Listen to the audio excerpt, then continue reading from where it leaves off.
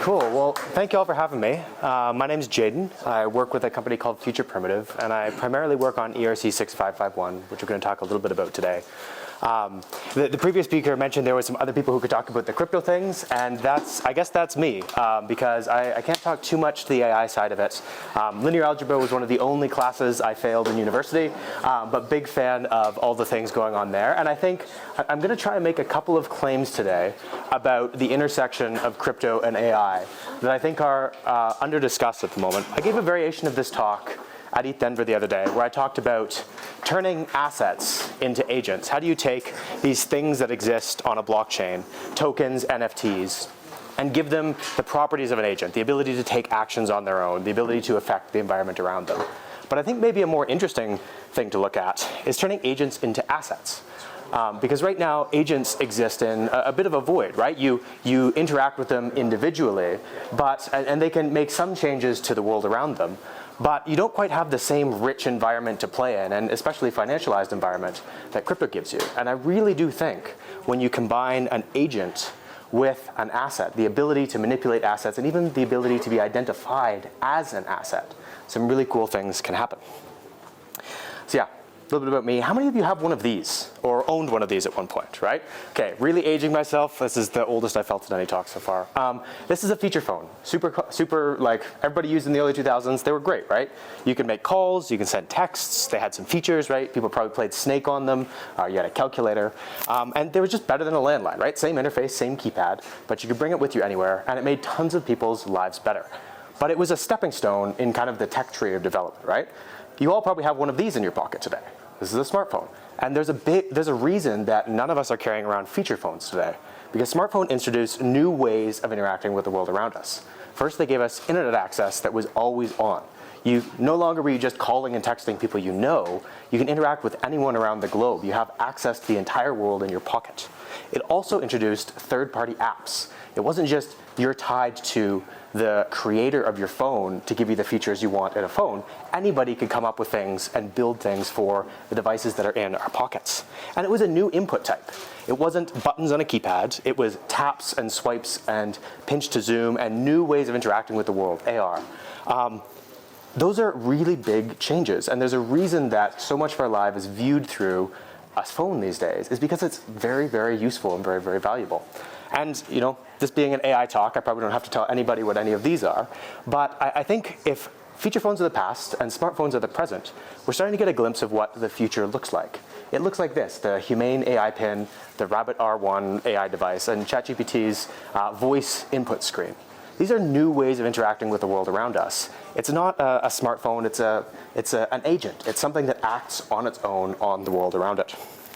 And there's a similar kind of theme developing here, right? It's instead of just accessing the world around us, we have something that accesses the world around us on its own. We give it inputs and tell it what to do, but it knows how to navigate the world around it as an autonomous agent.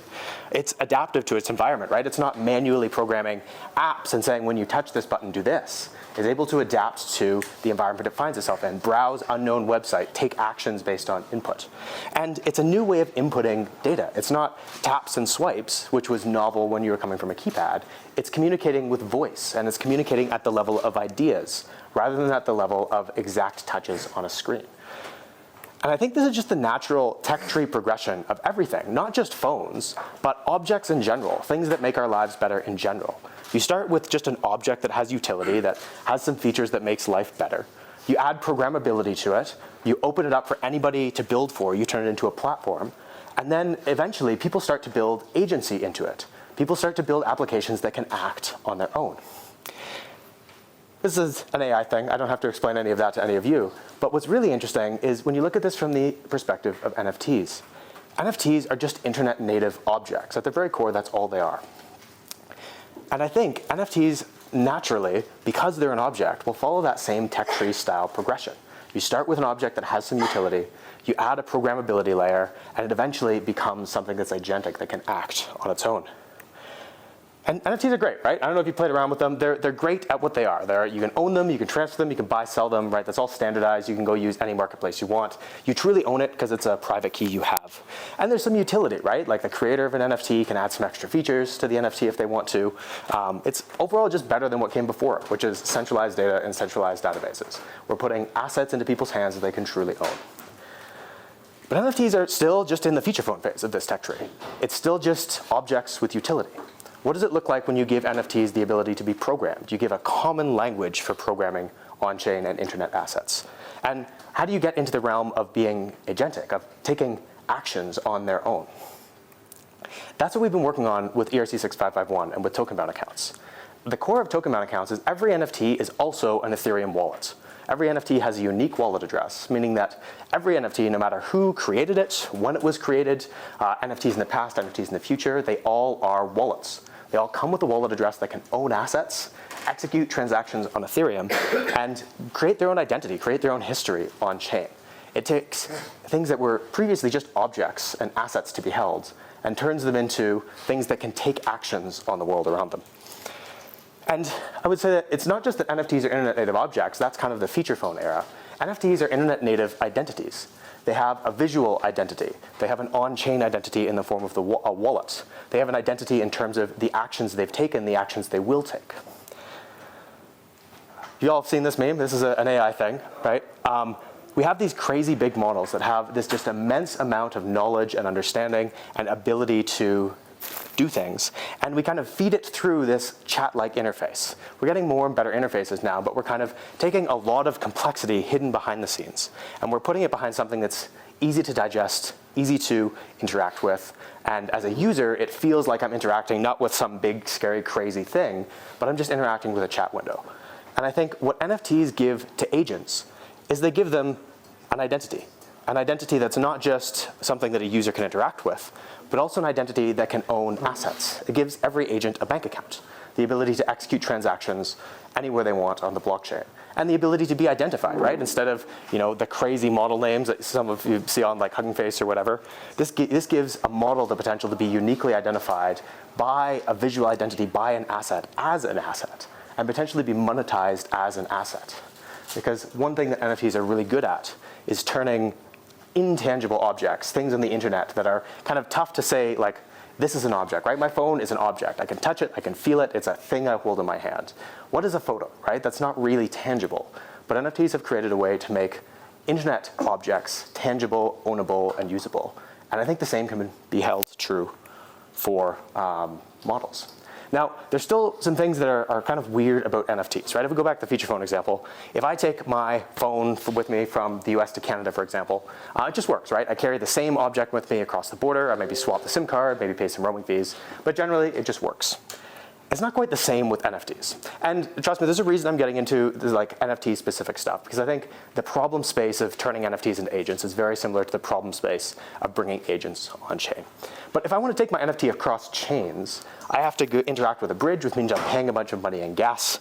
That also opens me up to finality risk and to bridge risk. I'm putting my asset into a contract I don't control and giving up an asset. It's not just I bring my NFT with me, it's I give up control of it and I get a clone that I can redeem for the original one. And it introduces this weird provenance issue. Which copy of the NFT is canonical? Like what is an NFT if you're locking it up and minting a clone and then tracking which clone is canonical? With token-bound accounts, we think there's a better way to do this. This is just kind of illustrating how you do cross-chain bridging with NFTs right now. We think there's a better way to do this. Instead of moving your NFT with you on whichever chain you want to interact with, you just give the NFT an identity. You give it something that is constant across all chains. For example, you give it a wallet. With token-bound accounts, every NFT's wallet is the same address on any EVM-compatible chain. That means you have one identity that goes with you and can be used anywhere you want to use it on any chain. If you have an NFT on mainnet and you want to swap meme coins on Base, you can do that, right? It's just a wallet, and anybody can tell that this NFT on Ethereum mainnet owns these bold coins on Base. You can do it with Lens protocol, right? You can interact with on-chain protocols, on-chain dApps with your NFT as the user, rather than just you interacting as your wallet. You're creating something that has its own identity, its own agency across any chain you want to interact with. And how this works is all of these calls right now today go over a bridge. So they're sent from the origin chain of the NFT to the destination chain of the NFT. And this works well. It's a little expensive. There's some cumbersome parts of it. But this works, right? This gives your NFT that cross-chain identity. The reason I'm talking about this is I think the problem space of cross-chain NFTs and making token-bound accounts into an identity that works on every chain is very similar to the problem space of bringing agents on-chain. The core problem here is how do we prove off-chain data that doesn't exist on one chain, how do we take that data and how do we prove it on-chain? Right? We have really good tools for that in the crypto world, right? We have bridges that are, have some pretty decent security models where you can trust that if a bridge says something is true, there's a pretty good chance it's true. But that relies a transaction on the origin side. You have to do something in the crypto world for that thing to be proven in another crypto world. But with agents, right, there's no real origin transaction. You do some inference. That's not a transaction that's happening. There's no real proof of that happening. You're relying on some way to take that off-chain data and put it on-chain. And so I think this is an open problem space. I think the kind of paths of people who are trying to do really compelling cross-chain applications and the paths of people who are trying to do really compelling AI applications on crypto rails are going to cross, and they're going to cross very soon, around how do you get this data that doesn't exist on a chain onto a chain in a way that is provable and verifiable and can take actions. Now, if we go kind of back to the NFTs as agents thing, right? If we want to get to that final side of the tech tree where NFTs aren't just programmable, right? We've kind of solved that already. But we want to get to NFTs that can actually be used as agents and powered by AI models to do things on their own as an asset that can take actions in its environment. Right now today, if you want to do this, using all the tooling and stuff we've developed, I say I had an agent, I want to have this NFT that I say, hey, go and mint like the most popular Zora NFTs this week, right? Give it a plain text command, give it something that's very fuzzy, very transaction encoded, and have it go do an action for me. We can probably hook this up with an off-chain model that submits on-chain transactions. But what will happen is it'll prompt me to do a bunch of transactions, right? It'll kind of convert that instruction into a bunch of transactions that I then have to sign and put on chain on behalf of my agent, rather than my agent just acting as its own individual. It requires a human in the loop, right? And if we're going to build really compelling agent applications, right? If your Rabbit is prompting you to sign a transaction every time you want to book flights, right? You kind of just want it to go and book the flights. You don't really want to have to put in your credit card every time you do it. This is kind of the crypto equivalent of that. So we're working on a bunch of stuff around token-bound accounts for V4 that's a bit of a step forward in this regard. We're introducing this concept of auth extensions. And auth extensions are smart contracts that can be added to token-bound accounts by either the owner of the NFT or the creator of the NFT that change who's allowed to use the token-bound account for that NFT, who's allowed to operate that identity on-chain. And this gives you an alternative to me just manually signing transactions, from every transaction having to originate from my wallet. I can now give control and delegate this identity to an agent who can do things for me. And either I, as the NFT owner, can do that, or someone who's creating a really compelling NFT application that has built-in AI tools can have that ship out of the box with their NFTs. Their NFTs just come with an identity that's integrated with their agent that can do things on-chain. And so in this case, I say, hey, can you go collect the Zora NFTs for me? It's like, great, it goes out, it does it, it pays the gas out of the token-bound account as its own individual, and it just lets me know, hey, all right, I did it, here's how much it costs, there's no transaction pops up, it's just the same experience like I was interacting with an agent in a non-crypto context. And it's all self-custodial. We want to make sure that you as the owner of the NFT have the final say. So if an NFT creator creates an AI agent and you don't trust it, you can always disable that. Yeah, I think the other thing that's really neat is token-bound accounts are basically right now an NFT thing, right? NFTs are tied to accounts, tied to identities. And that makes a lot of sense, right? Like we kind of think of objects as, it's one object, it's one thing. I hold a phone in my hand and it's one object. Even though it's really many objects that are all composed into one. And with token-bound accounts, we look a lot at NFTs, but with auth extensions, we're really giving control to developers to determine how do you want to assign identities to any piece of on-chain assets, to any on-chain assets. You could take an 1155 token, which can have some fungibility, and you can give it a unique on-chain identity that inherits all these properties. You could have an ERC-20 token that backs a token-bound account with an auth extension that determines who is allowed to use this identity or which agent is allowed to use this identity. Ultimately, we really want to see this world where NFTs are not just an asset you hold in your wallet. That's what they've been for years. We want to add that programmability layer, and that's kind of the level of the tech tree we're working on right now, But ultimately, I think every object goes to that tech tree of an object with utility to an object that is programmable to an object that really is an agent that can act on its own.